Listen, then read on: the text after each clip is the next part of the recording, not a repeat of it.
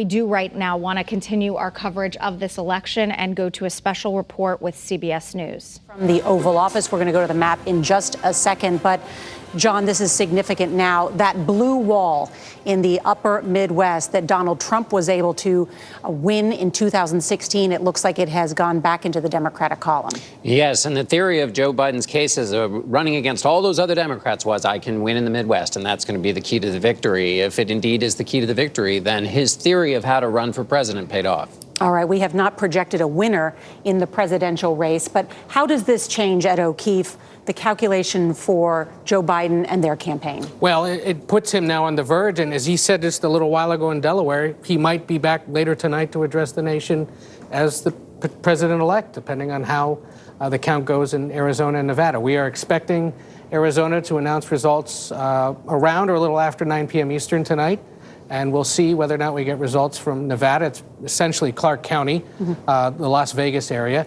If there's enough there, that gives him 270. We should point out the way he did it in Michigan, winning back union households.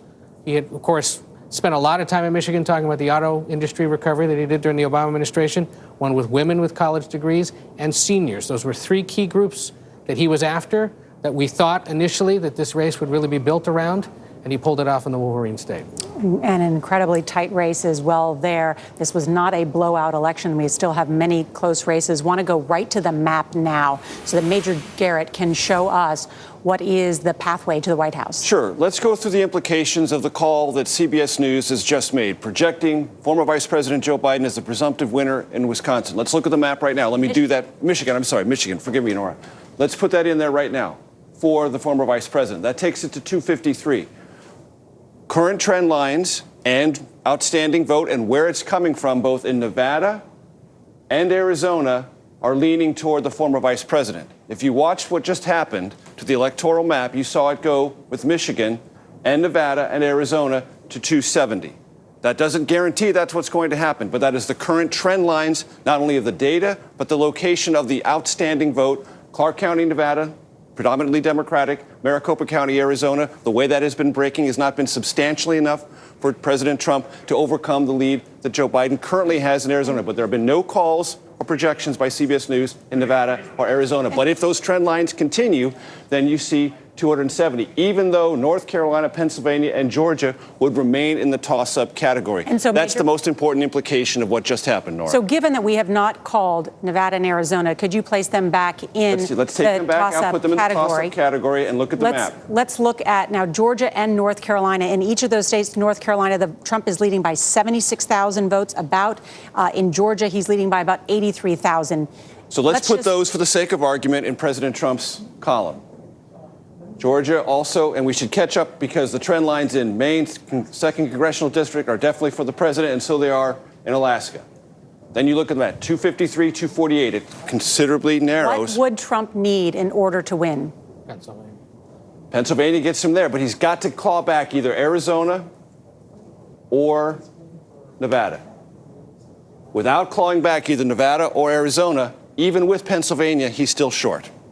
That's the importance of Michigan. That's why on this map and in this moment of history and counting, it looms so large. We should point out the Trump campaign this afternoon has filed a lawsuit to essentially slow the count in Michigan. They've got some concerns about whether Republican observers are being allowed in to see things. They're filing lawsuits in Pennsylvania as well, out of concern there. They're asking for a recount. They're asking for a recount in Wisconsin. So they're going to use every legal and bureaucratic maneuver they have to at least slow this down.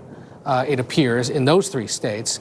And there are concerns among Republicans about potential outstanding ballots in Arizona as well, so there's a chance that we may see a legal challenge there. But, John, have we entered a significant new phase where President Trump's path to a second term has narrowed? Oh, it's significantly narrowed. And now we're going to see things slosh over between the public relations fight and the legal fight over these ballots, because the president is going to argue in the court of public opinion. You saw him already do it last night, throwing up a lot of things that are incendiary. And that may or may not bounce against what's happening actually in the courts. But we are definitely in a new place because for Joe Biden, nothing succeeds like success. And if the numbers follow where they appear to be going, that's where you want to be as a candidate. Nora, can I interject real quick? Yes, you may. Because there is something that's worth capturing in this moment. The president's campaign says you got to keep counting in Arizona, and yet it says we need to stop counting in Pennsylvania and these other places. There is an inherent inconsistency there that we must hold in front of ourselves to say, what is this moment really about, and what are the trend lines, both legally and in the math?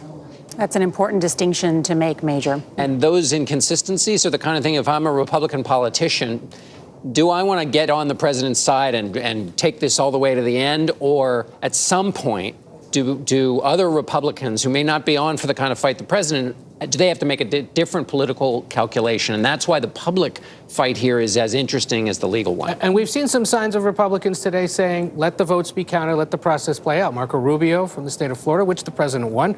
Rob Portman from the state of Ohio, another state the president won. Both saying, got to respect the process, let it play out, respect the people who are counting the ballots. So there is some distance already being put between Republicans who have longer political futures probably than the president, understanding that, you know, there's a belief in this country that every vote matters. All right, so just to update everyone, news projects that Joe Biden will be the winner in the state of Michigan and also in the state of Wisconsin. That is significantly narrowing President Trump's path to a second term in office. Our coverage will continue on our 24-hour streaming network, CBSN. There will be more on your local news on this CBS station, and we will have a full wrap-up tonight on the CBS Evening News.